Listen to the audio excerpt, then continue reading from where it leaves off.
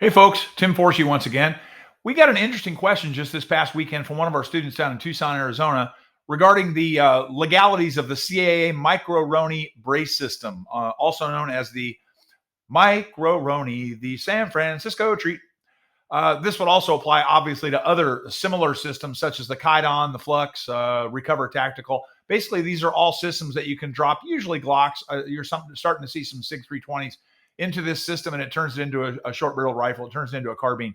Not a big fan. I don't really like the way they look. I don't like the way they feel or they operate. I'm a big fan of PCC, pistol caliber carbines, but turning a handgun into a carbine to me is kind of like a car that flies.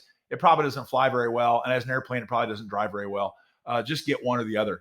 At any rate, the new ATF regulation, I believe, well, I don't believe it. I mean, I've even read this from the ATF themselves, clearly outlaws these because it now renders them to be short barrel rifles.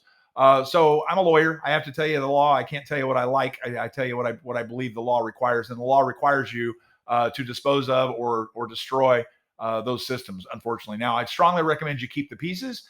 I do think there will be litigation. I think that the state will be responsible for the cost of those due to an unconstitutional taking, but that hasn't happened yet. I know it's embarrassing to even talk about this to make you comply, but they're not that expensive. They're basically plastic. It's kind of a bump stock situation. If you haven't read any of the latest Jack Carr novels, Jack Carr, the former Navy SEAL turned author who came up with the character James Reese, brought to life by Chris Pratt in the Netflix streaming series, which if you haven't watched it, you really should. It's great.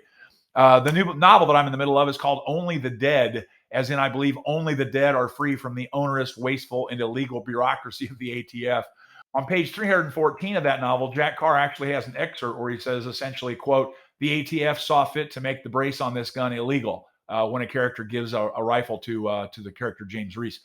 Jack Carr is one of us. We're not the only people frustrated. So anyway, buy the new Jack Carr novel. I wish I was getting a paid endorsement for that, but I just really like the guy. I've met him. I've got autographed copies of his books. He's a great dude, great character, great books. So anyway, till next time. Sorry about those of you that have the Micro-Roni system out there, but unfortunately, I think that's the raw deal. So take care and be safe, and we'll tune in next time. Bye-bye.